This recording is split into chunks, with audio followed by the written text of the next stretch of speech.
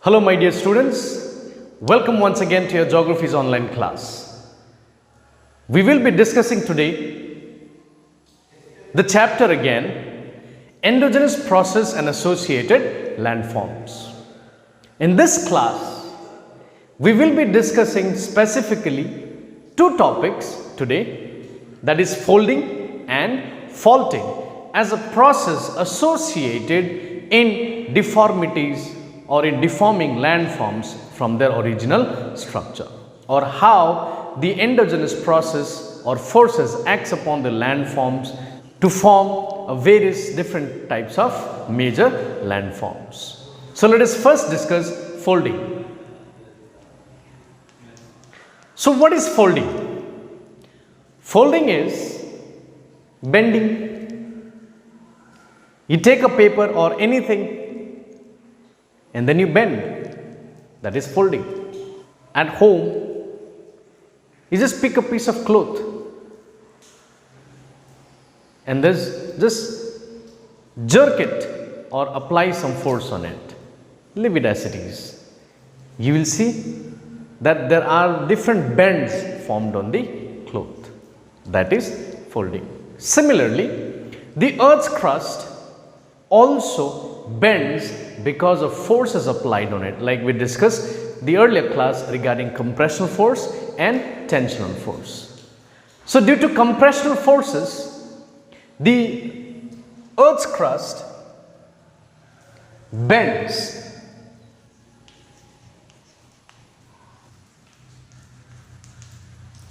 So folding is what? Folding is bending of horizontal layers of the Earth's crust. We all know what is crust. It is the ground beneath us where we stand. So these crust is rocky layers mostly formed of rocks and minerals. These rocks or these landforms, or you can say crust, when applied with some force, they bend, and this is known as fold. So when it bends,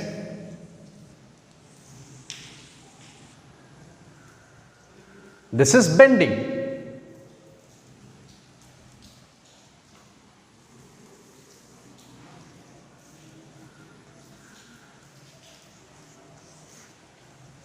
So in the first case, it is a straight line.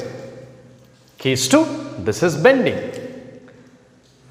So when this line, consider this to be a crust, when force is applied from either side, then we get to see that the crust starts getting folded or it starts bending.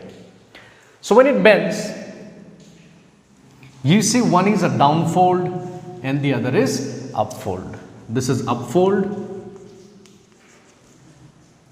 and this is downfold.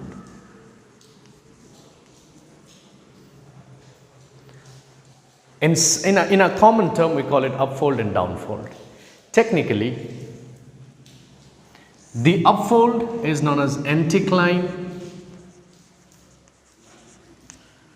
and the downfold is known as syncline. So downfold, it's sinking, so hence syncline, while it's just opposite to syncline, hence it is known as anticline. So this is fold, and the process involved is known as folding. Now let's discuss about various types of folds.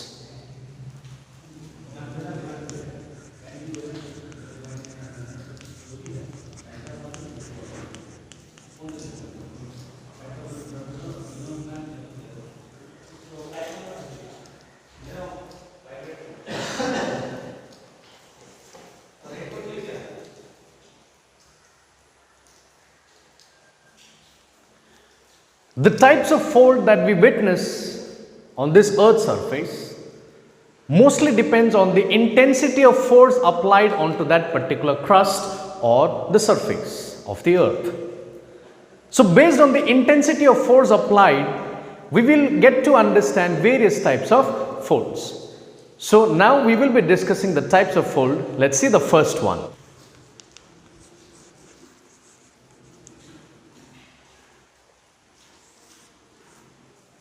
The first one, let's see, symmetrical fold.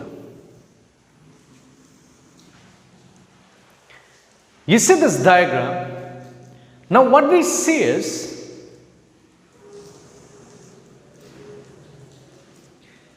the angle of the fold from the base is equal. So when these angles of the fold, or you see this is the landforms, we call it limbs or the side of the mountain. These are limbs. So when the either side of the fold is equal, or you can say the angle of the fold to its base is equal on both the limbs, then the fold is known as symmetrical fold. The limbs here are equally bent and hence we call it symmetrical fold.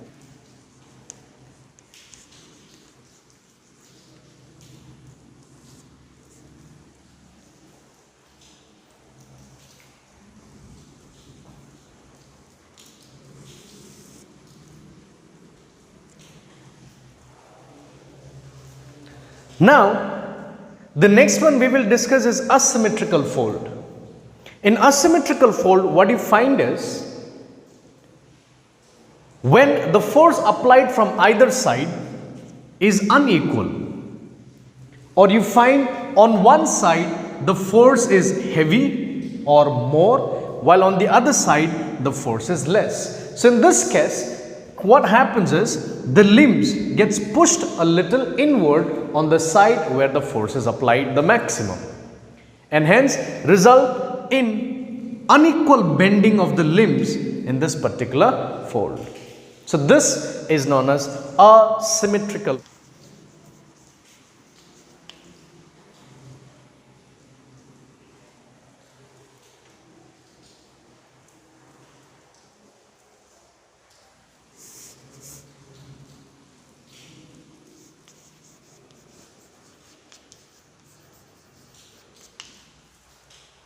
So this is where we get to see that when one side of the limb is pushed more than the other side, then we get to see asymmetrical folds formed. In this case, the force applied maximum is from this side where we get to see a gentler slope, and as the fold gets pushed a little, so this starts pushing towards inward, leading to a steeper slope to be formed on the other side. So the third is monoclinal fold. So in this fold, what we get to see is that the force applied on this structure, we get to see, is more on the gentler slope while less on the steeper slope. While almost the steeper slope forms almost a 90 degrees angle, a straight line or a vertical structure. So when such happens, or when one of the limb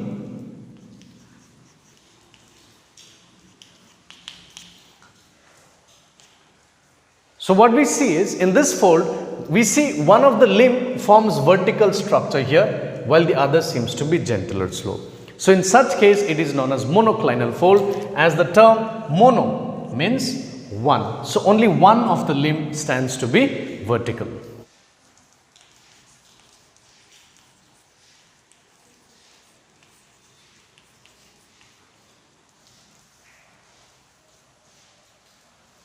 So the fourth one is isoclinal fold.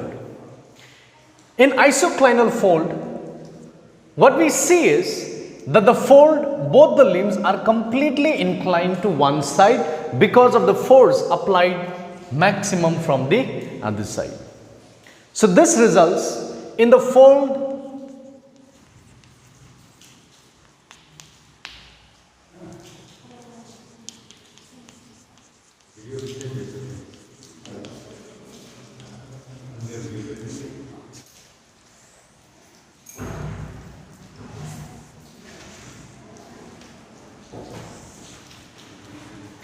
The fifth one is recumbent fold.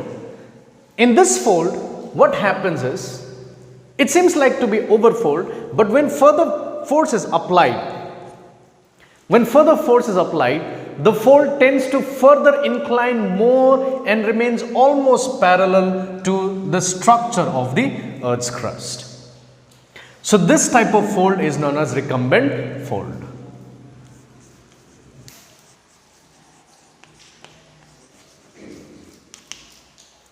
So in this case, what we see, that the limbs of the fold, that the limbs, these two limbs of the folds seems to be almost parallel to each other, and this happens when more or when further force is applied towards on the folds.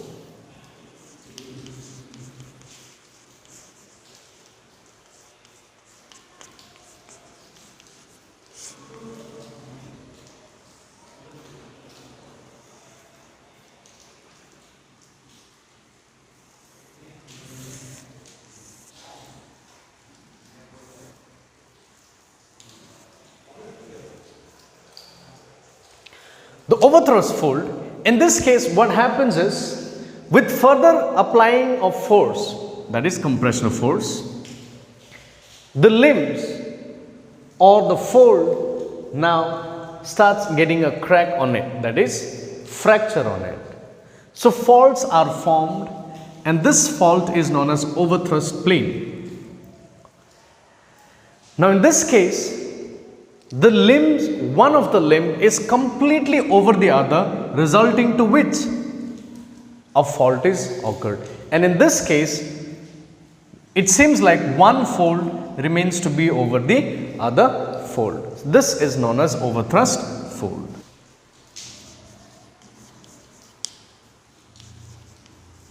This results in the formation of overthrust fold. You see, due to excess compression, fracture occurs and one of the limbs slides over the other. So there is a sliding of it. This is known as the overthrust fold, and the other is known as nap. The lower limb here is known as nap. Next one. In fan fold, it so happens when the forces applied from the either side results in the formation of a series of folds. Now this series of folds seems to be like a fan structure in arc shape, and hence is known as fan fold.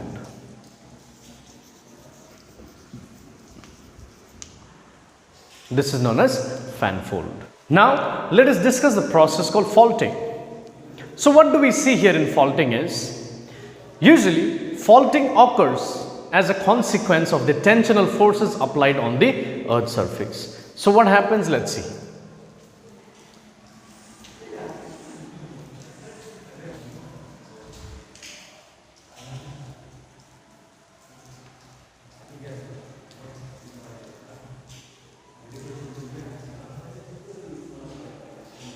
So what we see in faulting is that the earth structure or over the earth's crust, when tensional forces act, that is a force which moves away from the central position or the point, is the tensional forces. Now this results in the cracks to occur over the land masses or on the earth's surface, and results in the earth structure to deform its shape, resulting in either the upliftment of one of the block or subsidence of the other part of the earth's crust. So this is what faulting is in. So faulting is a resultant process of the tensional forces applied on the earth's surfaces that results in the formations of cracks on it, which is known as faults. So these tensional forces acting upon the earth's crust results in the faulting to occur. So this line where we see where the fault is occurring is known as fault line. This is known as fault line, and with along this fault line the landforms either uplifts or it slips down, or that is subside. So this plane, the plane structure where the landform is slipping, is known as fault plane. This fault plane, now the slope that forms is very steep. So this steep sided slope,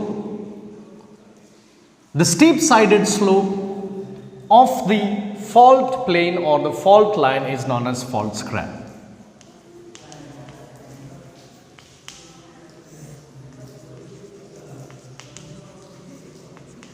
Now let us discuss types of faulting.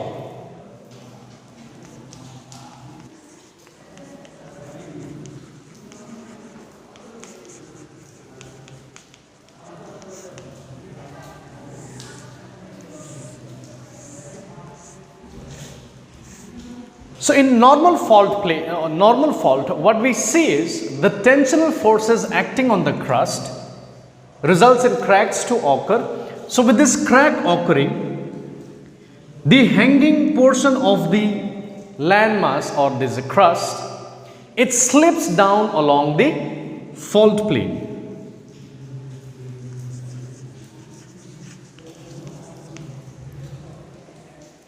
So in this case, what happens? The hanging crust, it slips downward. Why it so happens is because the tensional force acting on the opposite direction, or the tensional force acting upon this crust, results in the blocks to move in the opposite direction. So here what we see is one is going down while the other seems to be rising higher.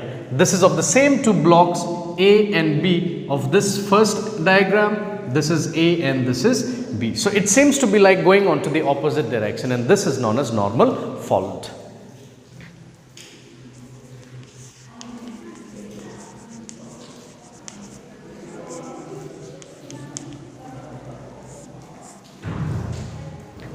The second type of fault is known as reverse fault.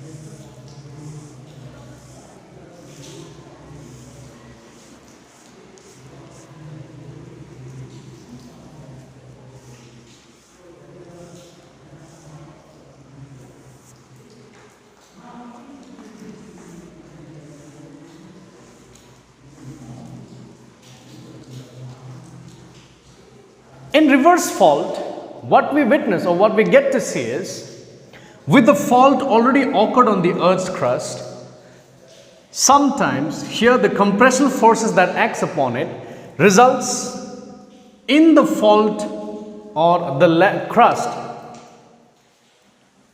to move in just the opposite direction of the fault that has occurred. So here what happens is, due to the compressional force applied towards each other, here the crust, the hanging crust, in fact, this is the hanging crust B, it slips over the other part of the crust. This is A and this is B. So it slips over and then starts moving upward. So this is known as a reverse fault.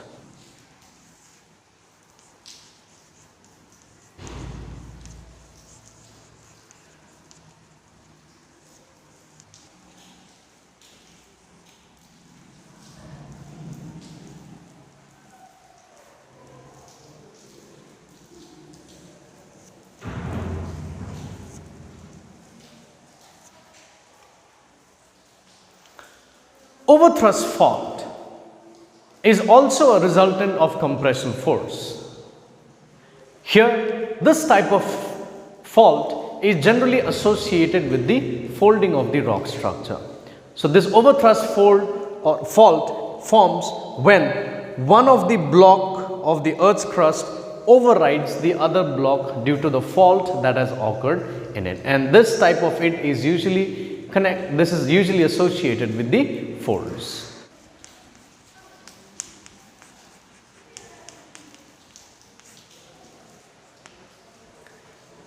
The last one of the fault is the step fault. The step fault occurs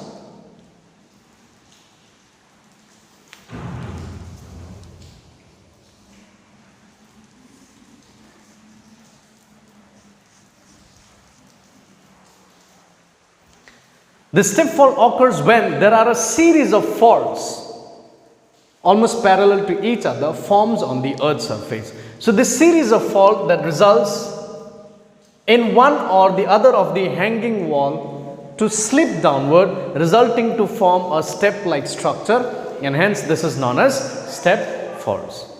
Thank you class, and you all have a good time.